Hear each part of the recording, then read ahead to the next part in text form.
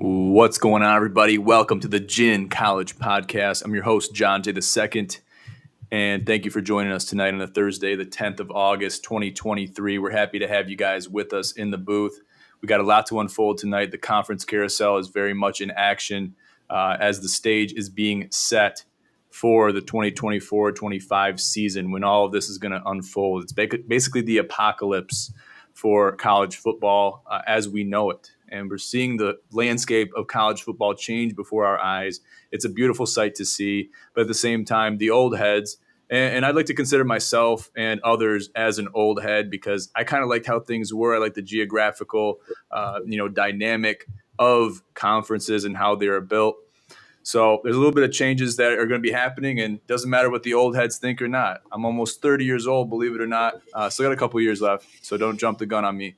I know it's creeping up behind me, but hey, things are changing and we have to live with it. We got to go forward, move on, word and upward. So I want to bring in my co-host now, Cody Almasy, to join us. Cody, how we doing today, buddy? Doing good, man. Doing good. My favorite time of the week, time of the day. Here we are at the GCP. You talk about 30 creeping up on you, man. I turned 28 in 13 days, so don't remind me. Oh shit, it's coming up. Hey, I got you beat. I turned 28 in June, so that's already almost 2 months in the past. So it seemed like it was yesterday. So, and just real quick, people would say, and the old heads. When I mentioned the old heads, I mentioned people like my parents, people like that are my peers. Old bosses, whatever.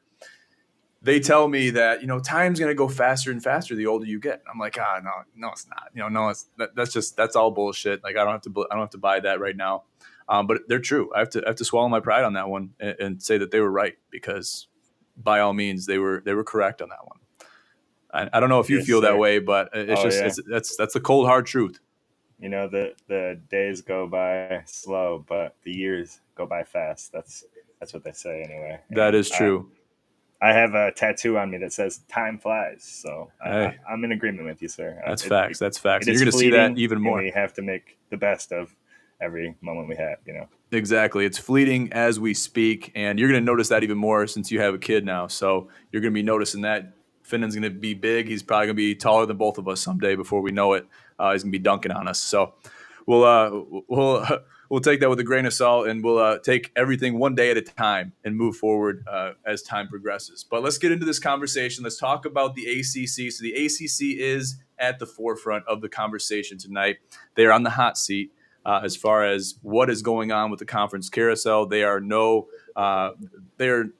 to be in the conversation because they're no exception to the rule when we're talking about the conferences.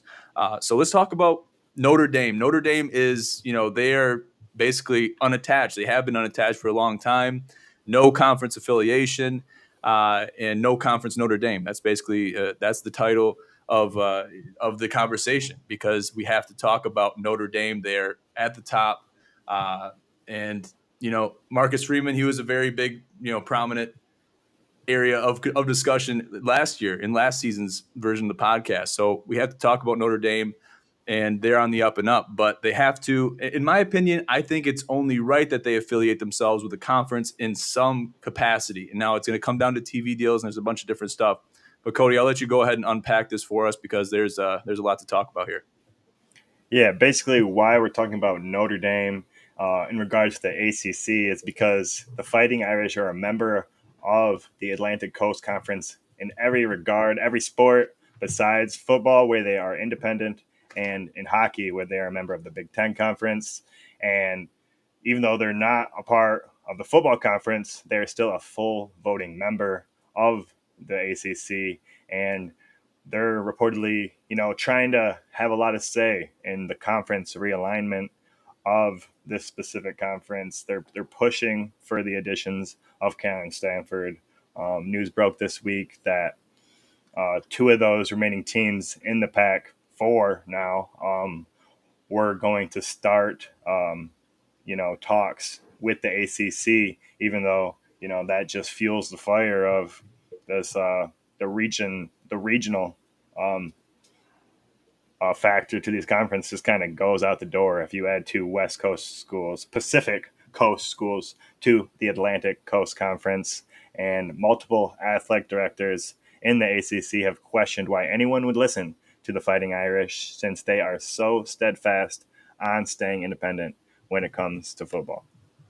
Yeah, that's the truth too. And it's crazy to think that there is a football team in the Power Five that is not in a Power Five conference. It's just kind of it's fascinating. But Notre Dame has kind of always been the outlier. They're the Catholic university that's been a burr in our side for a long time, both for Michigan fans and Michigan State fans alike. We don't play them every year, but they're just one of those teams that it's just kind of it's almost a notch on your belt if you can get them in any given season. And they've been strong, since the Kelly era and whatnot. We can get into that as much as we want, but we won't. And Notre Dame's always been a prominent team. We've always, you see the gold helmets, you see, the tradition. There's a lot of tradition there, so you got to recognize real when you see it. So I guess when it comes to TV deals, how much do TV deals themselves, I guess across the board, not just Notre Dame, but other teams included, how much does a TV deal, do you think, dictate, especially with the conference carousel stuff, how much does it dictate where a team is going to want to affiliate? Do you think it has any pull, or do you think it's more or less irrelevant? Well, a lot of these ACC teams, they are locked up in TV contracts for the next year or two. So that's why there hasn't been any teams kind of bailing or trying to realign themselves with anyone. And it's maybe given them a window, to try to make their own conference that rivals the Big Ten and SEC. But I really don't think that happens unless somehow you do land the big fish that Notre Dame is, because they're basically a 9 to 10 win team every year in football, like powerhouse caliber. But as far as like that national brand, the tradition, the gold helmets, they themselves had a deal with Peacock last year. They have a deal with CBS or NBC now that is pretty lucrative, and they know that they hold kind of that power, and they're going to hold on to that card and squeeze all the money, get all the value for their brand that they can. And I can't really blame them, but you also got to understand where the athletic directors from these other schools are coming from, because you can't have your cake and eat it too. And that's basically what the Fighting Irish want. That's what we all want, but it's got to be some kind of equity in college football and in these conferences. And, if BYU, the Jehovah Witnesses, can join a conference, then so can the Fighting Irish, the Notre Dame, the Catholics. Okay. Yeah. The good old Mormons over there, Brigham Young. Good for them. Yeah. So like you said, they do hold that trump card. I think when they have when teams and conferences are trying to fight to bring them in, because they know it's going to strengthen their conference, whatever conference they go to, it's going to strengthen their stock going into the college football playoff. So there's a lot to unpack there. People can be in higher ups, executives can be seen fighting for the Fighting Irish in that regard. So you see that happen. We're going to see that happen more and more. Do they join the ACC? Do they join the Big Ten? The Big Ten is basically becoming a super conference before our eyes, which is a beautiful sight to see for me and for you, I'm sure, being proud members of the Big Ten. So it's going to be interesting. It's going to be interesting to see what unfolds going forward into the 2024-25 season. And, the changes are not done yet as far as the future. The future holds secrets, and those have yet to be determined, as we've seen. You've mentioned the fact that geographical alignment with conferences is basically gone out the window. You're seeing previously Pac-12 teams move to the Big Ten. You're seeing, Big 12 teams, not as much of a shift, but they're shifting over to the SEC. They're going to some different areas. The Big 12 is also acquiring some teams too. So there's a lot going on with that. But before we get too much into the weeds, we could talk about the conference carousel. And it's going to be a paramount discussion going into this season of the Gin College podcast, which we're excited to unpack more and more because it's going to affect things. But let's just start with the ACC as it stands. So you got some teams here. You got some teams on the screen for those of you guys watching live. We got Louisville, Florida State, Miami, Pitt, NC State, Syracuse, and Wake Forest. Those are my teams that I've been assigned. No randomness. This is all by design. The teams that I have tonight, and we're going to be getting into some other stuff too when it comes to pick'ems. We'll do that following the segment of where we're going into each of these teams in depth. We'll do that afterwards. So I want to talk about Louisville first and foremost. So obviously, the head coach Jeff Brom is over there, and then Jack Plummer, the Purdue kid, is going to be over there at Louisville playing for the Cards at the quarterback position. It's going to be interesting to see how he can really transpire his athletic career into a Louisville uniform. How can he do that? He has Jarvis Brownlee Jr. on the opposite side of the ball playing cornerback. He is going to be the core of that defense at the cornerback position. He's going to be working with, and he's taking on a leadership role. He's going to be working with those young guys, the young linebackers that they got, and that's going to be really a big factor for their defense. And then you also got the redshirt senior, Jawar Jordan, playing running back. You got a couple wide receivers that have to be noted, Jamori Thrash, Jaden Thompson, and also Amari Huggins Bruce, which they're going to be really holding it down out there on the perimeter in the wide receiver position. They're going to be getting targets. They're going to be. It's yet to be determined who Jack Plummer has designated as his basically WR1. We haven't really seen that yet. We haven't really had the time to really watch him grow and succeed as a player yet. But he's obviously going to pick one. He's going to pick one guy that he's going to be going with, but he's going to have a lot of diverse amounts of weapons on the offensive side of the ball to basically serve as targets for him. So Louisville is going to be a threat. They're going to be a threat, and I'm going to be watching them very closely this year in the ACC because they're serving to be a prominent team. They have been prominent in the past, and they have been a threat to other teams in the ACC and abroad in the past, and they're sure to do that same thing this year. Up next, we got Florida State. You got, obviously, the QB1, Jordan Travis.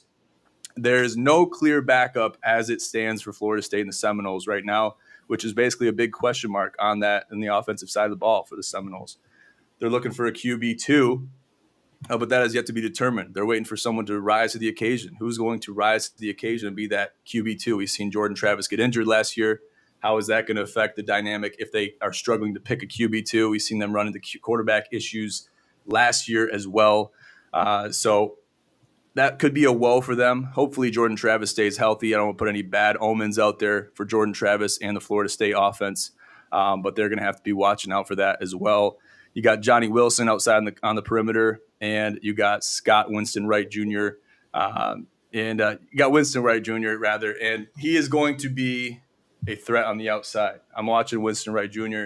very closely alongside the other wide receivers at Louisville. And I'm excited. I'm excited for this Florida State team, and they're going to do great things. And you also got on the perimeter the Sparty himself, the previous Sparty, Keon Coleman, the multi-tool, I know we're going to hear some boos in the audience, but for my Michigan State fans out there, this is a big hit to the Michigan State offense. Obviously, entered the transfer portal last season. He was thought to have been a multi-sport athlete. That didn't wind up panning out like he anticipated. But he's sure to do some damage, and he's in my opinion looking to be the WR1 for Jordan Travis. So we know Keon Coleman can do damage. We know he rose to the occasion and got Michigan State some wins last year that they probably shouldn't have got. So he's going to be a threat as well, just alongside those other weapons as mentioned. So you got Mike Norvell, the head coach over there at Florida State, and they're sure to be a threat. These two teams right here, Florida State and Louisville, I'm going to be watching them. They're going to be on my radar all season long for the ACC as top runners. I'm expecting them to do great things alongside Miami, Pitt, NC State, Syracuse, and Wake Forest. We're not going to get too much in depth with those teams, but there's obviously a lot to unpack with those as well, and I'm sure there's going to be front runners with those teams. But they lost some athletes. I think collectively we can go ahead and say that. Kenny Pickett, he has moved on to bigger and better things from Pitt, obviously, and he's doing his thing. But they're going to be scrambling to find those players that can fit those roles and basically accomplish what they need to accomplish. So we got Justin Lewis in the chat. Justin, what's going on, buddy? Just ran into him down at Flushing Valley. Good to see you in the podcast room. What's up? J-Lou.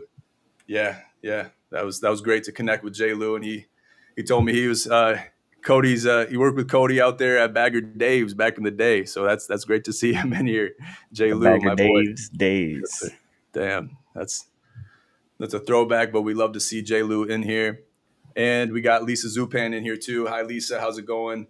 We are going to have her son, Cal Endicott, on the podcast very soon. So watch out for him. He is a college athlete coming out of the beautiful city of Flushing. So we'll be talking about that more and more going forward. We're excited to bring guests onto the podcast and athletes even more like. So we're excited to have that.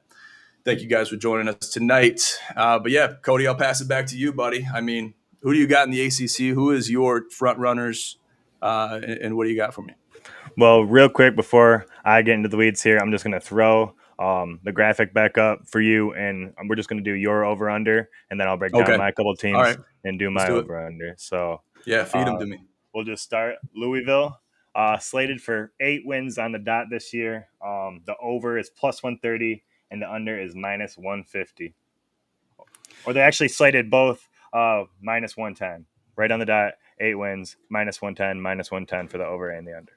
So you guys know where I stand with Louisville. I'm expecting them to hit the over on that one. That is minus 130, I believe, for the over. 8 wins there. So I'm expecting them to hit that over, at least get 9-10 wins. Because I think with their weapons and with their coaching style, with Jack Plummer in there, I think they can get to 10 wins. But it's gonna be tough. The ACC is stacked. They have good teams in there. They do not play Clemson. That's huge for them. That is huge because I mean, and that's the thing too. With all these conference carousel changes going on, you're going to have rival teams that you will play, and the structure for every conference is different. But we're going to see certain teams play other teams, and there's just not enough games. There's not enough weeks in the college football season, unfortunately, to be able to play every team every week or throughout the course of a season. These conferences are becoming too big. And you have more teams in the conference than you'd have weeks in the year. So I'm expecting Louisville to do great things. Obviously, not having to play Clemson is a huge, huge accolade. It's something that's a plus. I would say that's a plus for them to not have to play Clemson. But obviously, if they do make it to the top and Clemson is at the top 2, they will have to play them in a playoff format. But to not have to play them in the regular season is big. Definitely. All right, moving along here. Florida State tied for the highest projected win total in the ACC, 10 wins, plus 130 for the over and minus 150 for the under. So I am going to, and this is going to be contrary of what I just said about Florida State, giving them all kinds of accolades, giving them all kinds of gas. I'm going to take the under here because I think that they're going to, and I think having no set QB2 is going to be a detriment for Florida State. We've seen that as an issue in the past with the injuries that they had succumbed. And it's unfortunate to assume that's going to happen again. I don't want to assume that's going to happen again, but I'm going to err on the side of caution. If I'm parlaying this in a futures bet, I'm probably going to take the under here just because, it's just a safer bet. And obviously Vegas agrees with me in that regard. You could tease the over on a single bet. I think that's not a bad pick. Throw a little bit of money on it, get the plus money. But I'm going to ride with the under here. All right, the under for FSU, 10 wins. We said it last week. It's a lot of wins. It is. That's the hump. I would say that's the hump. Yeah, Miami and the Hurricanes. What's the spread here? Set at 7.5 wins. The over is plus 100, and the under is minus 120. Give me the under. I'll take the under there. I like it. Let's move on quickly here. Pitt, Picketless Pitt. Now they're running back. He got drafted this year too. 7 wins. The over is plus 120, and the under is minus 100. Let's take the under on that one. 7 wins. I don't think they quite get there. I think they get to 6. But if you take the plus, take the over on that one. I don't think it's the worst bet in the world. That's probably one I'm going to stay away from as a futures bet. But give me the under as it currently stands. NC State, the Wolfpack, 6.5 wins, minus 145 for the over, plus 125 for the under. Give me the over. I think they get to at least 7. I think they get to at least 7, maybe 8. But I'm going to take the over there for the Wolfpack. The Syracuse Orange, 6.5 wins as well, plus 135 for the over and minus 155 for the under. Give me the over. I know it's plus money. I think they get over 7, or at least over 6, which would be 7.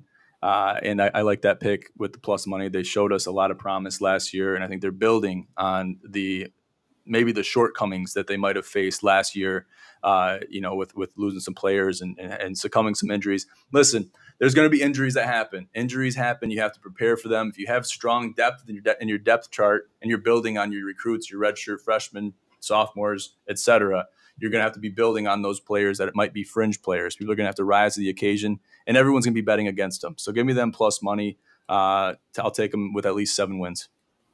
All right, and last but not least, the Demon Deacons of Wake Forest, also 6.5 wins, plus 115 for the over, minus 125 for the under.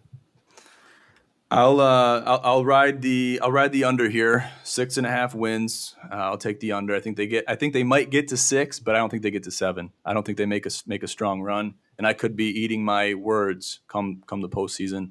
But I'll take the risk, and I will also I'll take the I think it's minus money actually. Minus 135 is the spread as it stands, but I'm going to ride Vegas with that one. Take the under.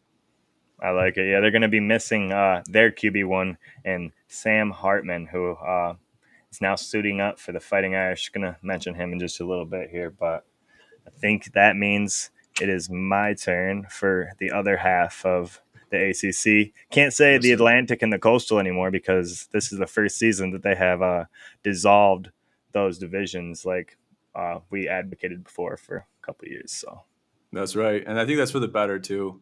I think we're going to see that work out in everyone else's favor, in the ACC especially. When we see the ACC being in a point of limbo right now with all the conference carousel stuff going on. And they obviously they're prominent members. If they're losing their prominent members in the higher up positions, then they're going to be losing power come the postseason. And against other teams in other conferences that are nearby. So they are basically at a decision point as a conference. So that's all I got there. all right. My side of the conference, I was given the UNC Tar Heels, the Clemson Tigers, the Boston College Golden Eagles, the Duke Blue Devils, Georgia Tech. We got the Hoyas, the Virginia Cavaliers, and the Virginia Tech Hokies. A lot of Techs, a lot of Virginias in there. And yeah, we'll just get right into it with my first point of discussion, the UNC Tar Heels, Drake May, number 10. Yeah, the true freshman last year came out, impressed everybody, really put his name on the map. And NFL prospects were salivating over him, even though, he won't be eligible until next year. They started 9-1 last year, and Mac Brown fielded one of his best teams he's ever had. But then they slide. The last 4 games kind of don't go their way. And they're also, Drake May this year is losing his number 1 targets, wide receiver 1 and 2. Josh Downs goes to the Indianapolis Colts, going to be catching some passes from Anthony Richardson this year.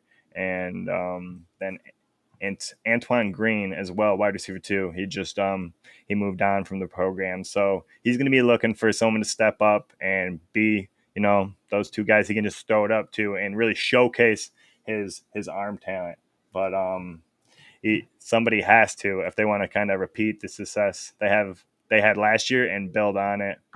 And their defense also kind of needs a revamp. Worst defense in the ACC last year, and that's why he had to be so great, kind of to outshoot all these other teams. So defense, we need to see them develop a little bit more if it's going to be a year like last year. Moving on to Clemson, Dabo Swinney, the love of the conference. They were a couple plays away last year from making 7 playoffs in 8 years. Pretty much that game against South Carolina comes down to the end. They lose 31-30 and can't get it done. And basically, because of that, left out of the conversation with 2 losses. But DJ Uyunglele has moved on to what he sees as greener pastures in Oregon State.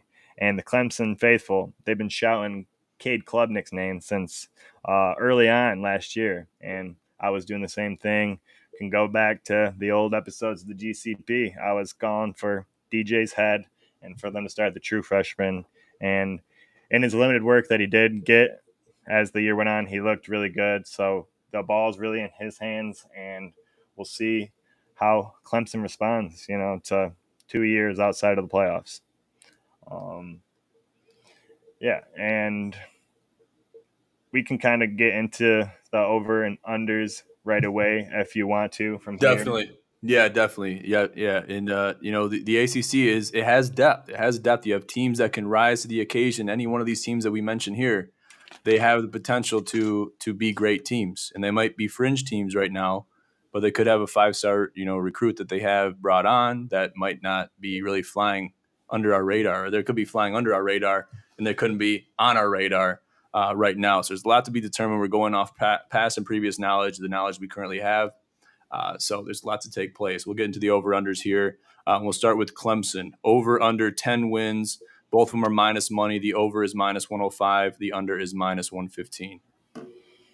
Man, this is a tough one here because it's really the game against FSU at home and then also Notre Dame at home. Those two games are going to be make or break for your whole season. You got Florida State pretty early on before we got out of September. So we'll know the better those teams, who's looking better for 10 wins early on. But also the last two games Clemson has is against North Carolina and South Carolina. South Carolina handed them that loss last year. And I think South Carolina is only going to get better this year. And I think I'm going to go with the under for Clemson, under 10 wins. Ooh. And yeah, that's a slight betting favorite for Vegas as well. Very slightly, but yeah, under 10. Well, Dabo does not like to lose. We know that. I mean, nobody likes to lose, but Dabo he also doesn't do any transfer portal work at all. We talked about it a little last year, but it's head scratching when you think about the fact that he does not transfer anybody in, does not use the transfer portal to his program's advantage. And I think it's going to catch up to him this year. Even though, and that's an interesting point to bring up, even though the transfer portal has worked to his disadvantage on multiple occasions. We've seen that happen, especially with DJ. That's the biggest one, the most prominent one that sticks out. It's worked out in his disadvantage, but not really to his advantage, which is interesting. He stays true to his guys. If his guys aren't true to him, he's going to let them go. He's not going to pull their teeth to keep them there. But I'm sure he did some swaying or tried to do some swaying, even with DJ. Saw his development, maybe saw him not succeed to his fullest potential. And I'm sure that he got to a point where he accepted his decision, but I don't think he really wanted him to leave. So it is what it is. But I think it's a safe bet taking the under. I think if you're going to do a futures bet, if you're going to parlay 2-3 teams in a futures bet, I would take the under just because of the lack of structure that they currently have. Moving on, let's talk about North Carolina. Over under 8 wins. Over is minus 130. The under is plus 110 at plus money. Who you got here? Yeah, this is another tough one. I'm liking 8 right on the money. They got a tough one to start. They start the season off September 2nd, a couple Saturdays from now. The Duke's Mayo Classic kickoff against South Kakalaki. And I was just talking about Justin Beamer, Spencer Rattler, and South Carolina. I think that they are going to be a problem this year. And just starting the season with them doesn't really give you any time to find your wide receivers 1 and 2 for your defense to get any footing and build on some momentum. So I think they start the year with a loss. Minnesota comes to town, so we'll get a good cross-conference matchup right away, week 3 for them. I think it'll be tougher than everybody thinks. Minnesota's been kind of down, but I think just that cross-conference scheduling is weird. And, yeah, I think I'm definitely not going to take the over. I'm going to keep going, getting the weeds here, but I'm not going to go with the over. I'll do a slide. Slide. 8 wins. Hey, so are you gonna ride the under there for plus money? Yeah, I like the plus money. I do like the plus Okay. money for the All under. right. I like Thanks that for pick pointing as that well. out to me. Yes. Yes, sir. Yes, sir. Moving on. Boston College, 5.5 wins. Vegas does not have them in their favor to go and hit the over. Over under is 5.5 wins. The over is -125. The under is +105. Boston College. We might have to take a look at QB right there. I think his name's Emmett Moorhead. He might have a mullet sticking on the back of the helmet, so It looks might like have he to do might. might have to do some research there. That alone makes me want to, um, look at the over, but I just think wins are going to be hard to come by for a team like Boston College. So give me the under for Boston College. Taking the under at 5.5. Moving on. Duke, 6.5 wins.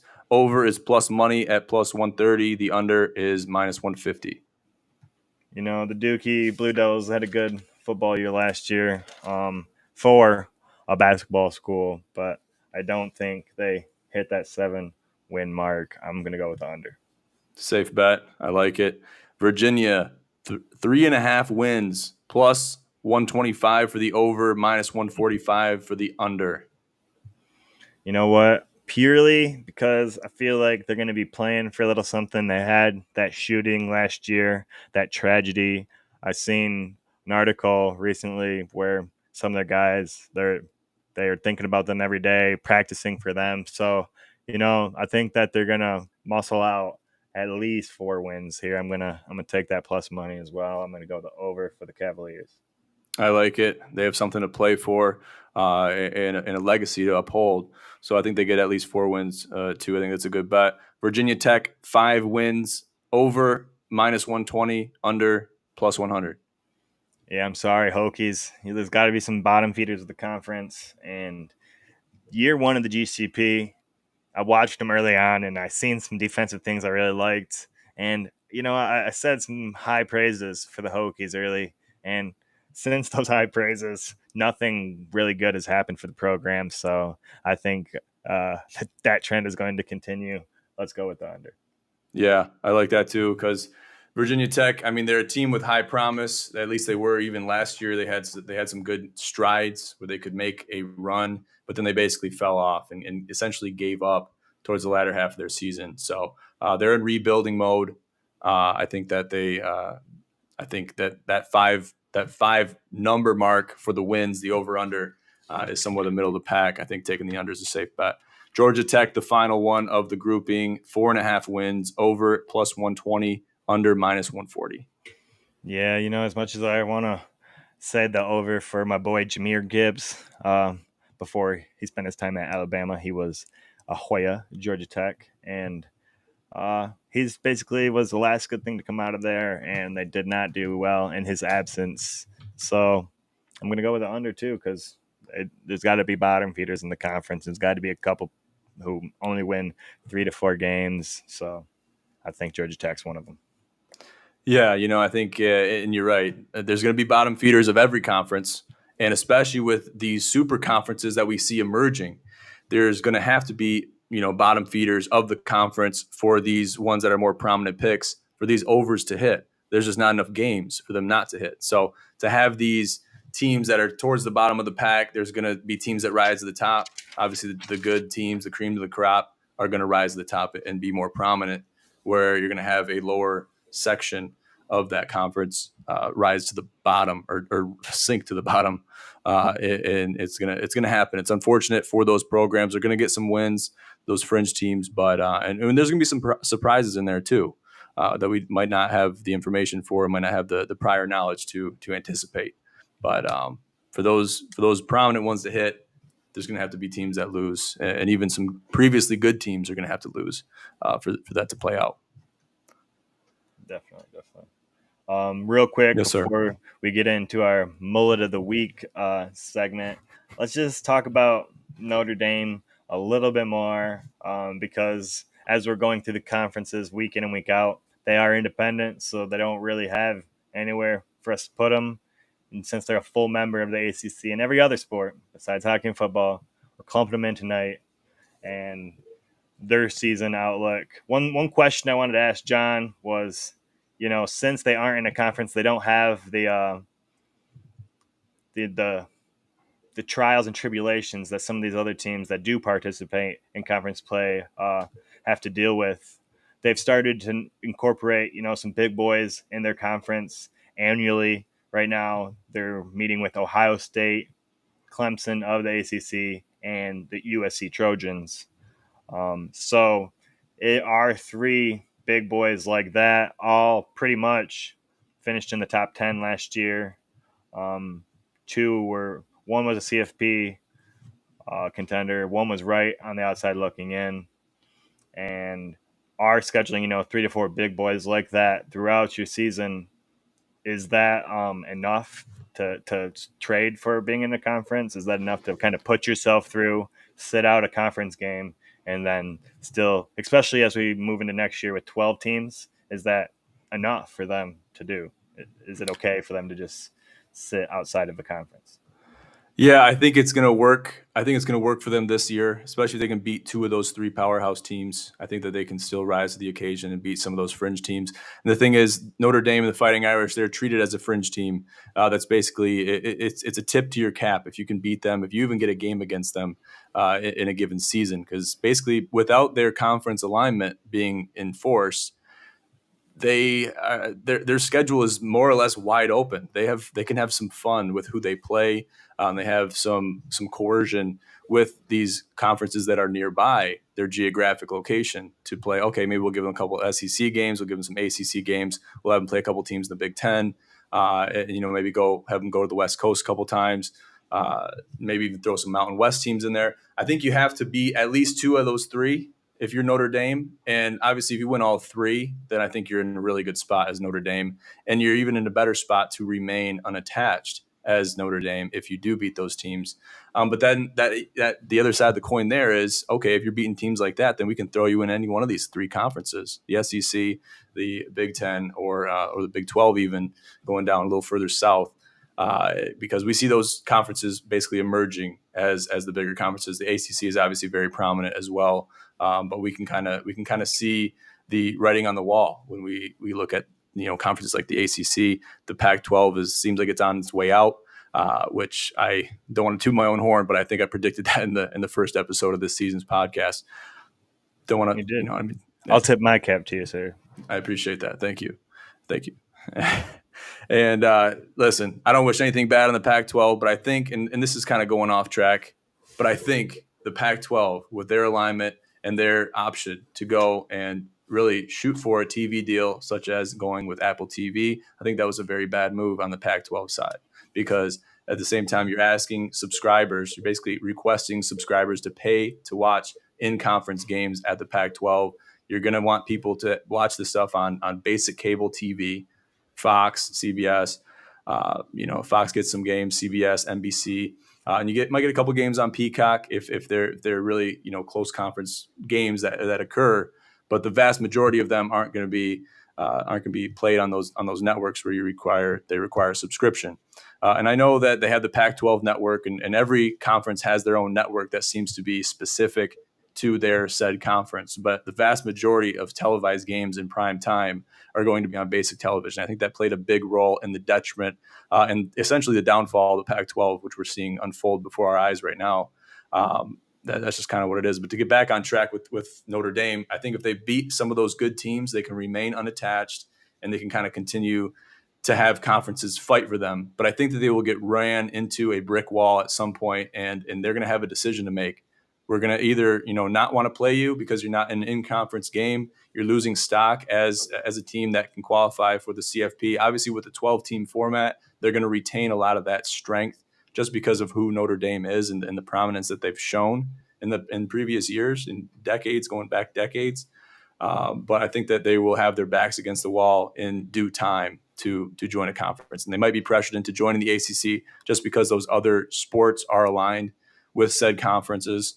And you're going to have some pull from the Big Ten. I think it's going to be between the ACC and the Big Ten, which they will find alignment with within the next 5 years, I would say. Well, this year, in helping them get past a couple of those big boys, the Ohio States, the USC, and the Clemson on their schedule, they have a guy. He comes from Wake Forest, Sam Hartman, 110 touchdowns, almost 1,300 yards as a passer, 5 years playing college football. So you add that to who Notre Dame is, what they did last year, where they were kind of, playing with two quarterbacks in the same game. Buckner and Pine they've just been in QB limbo for 2 years now. So you bring in a guy of Sam Hartman's caliber, the most accomplished passer to wear the gold and navy blue since, good old Brady Quinn, who been talking on our TVs to us on College Football Saturdays for some time now. So it'll be very interesting to see. I think that Ohio State matchup, September 23rd, going to be very telling for both those teams. I'm going to be sitting there eating my popcorn while Michigan blows the brakes off frickin' Holy Christian University down the street, some cupcake that we have scheduled, and while they're fighting for potentially playoff implication game early on in the season. And with the 14 playoff, a game with so much meaning, this is one of the last years that a game like that's going to have so much riding on it so early in the year, because when it moves to 12 years, a team like Notre Dame and Ohio State can afford a loss early on in the year, and it won't be the end all be all. And so I'm really going to be enjoying that matchup, kind of see where Ohio State's defense is, because that's what they really need to improve on if they want to reclaim the Big Ten and get back where they want to be, and then to see how Marcus Freeman, his already stout defense, now meshes with an offense that should be pretty cohesive. So I'm excited for that game a lot. Circled on the good old calendar. Rightfully so. Just real quick, I want to talk about the 4-team format. Obviously, this is the last year of the 4-team format for the CFP that we're going to see in 2023. Going forward, we're going to have the 12-team format. You mentioned the importance of winning the win now games, the games that are against the way out of conference teams that are just basically they're really fringe teams, non-Power 5 teams, right? Those games matter. They matter with the 4-team format, but I think they matter also with a 12 team, just because even if it's not a make or break game, you're going to want to win those games no matter what. You don't want to see a Middle Tennessee or Appalachian State thing happen with a team like Michigan, a win now program. Those teams are going to be big wins come the winter time, because you're going to want to win those games for the case of seeding. Seeding is going to matter with a 12-team format. There's going to be certain spots, I think, that are designated to certain conferences. And the more we see super conferences come to the forefront, seeding is going to matter even more. So it's going to be interesting to see how that plays out. But I think those games that are basically, cupcake games, for lack of a better term, are definitely must-win games for teams like Michigan, especially in any Power 5 team. Yeah, so it's important to see that, but it's also going to be important to see how these teams have an outlook to games like that going into a 12-team format compared to a 4-team.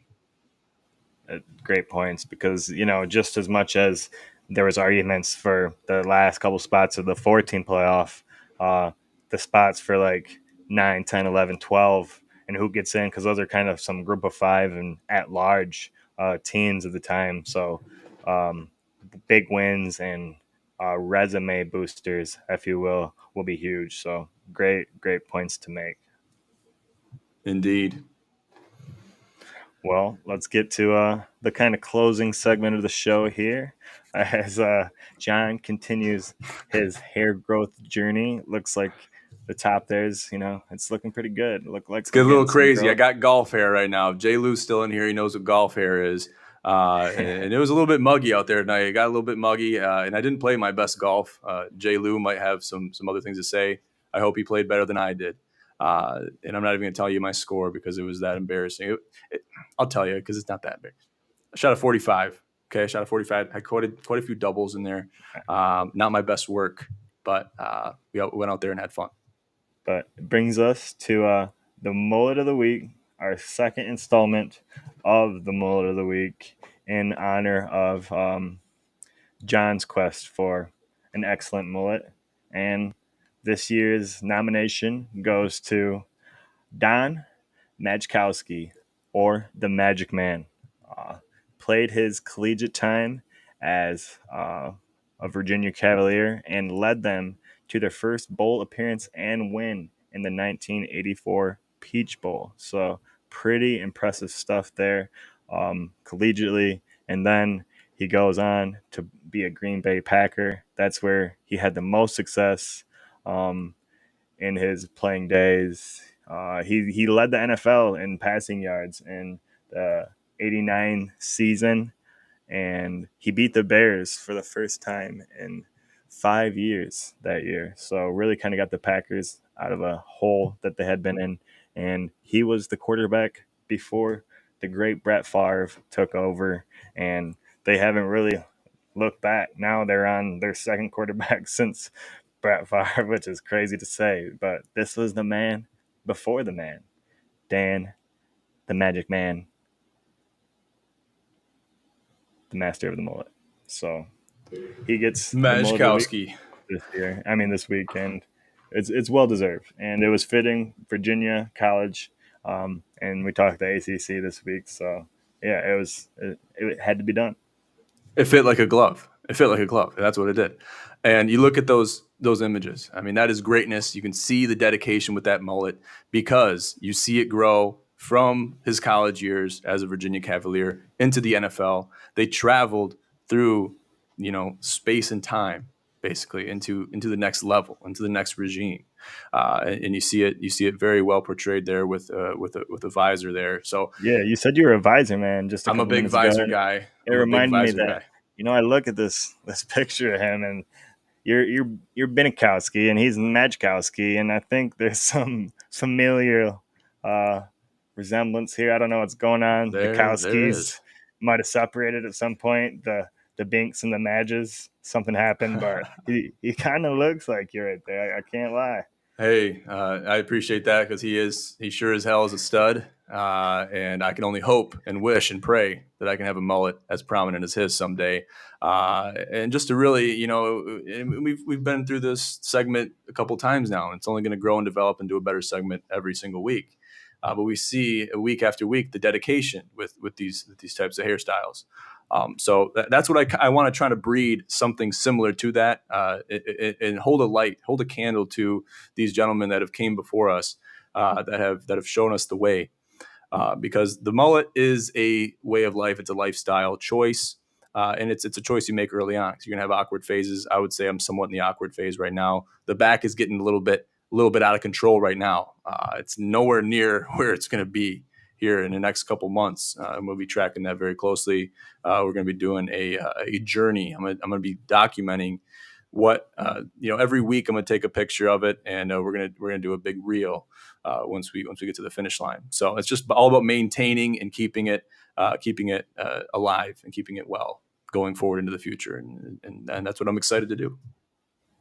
Yeah, we admire your commitment and your gusto for this journey that you've taken upon yourself.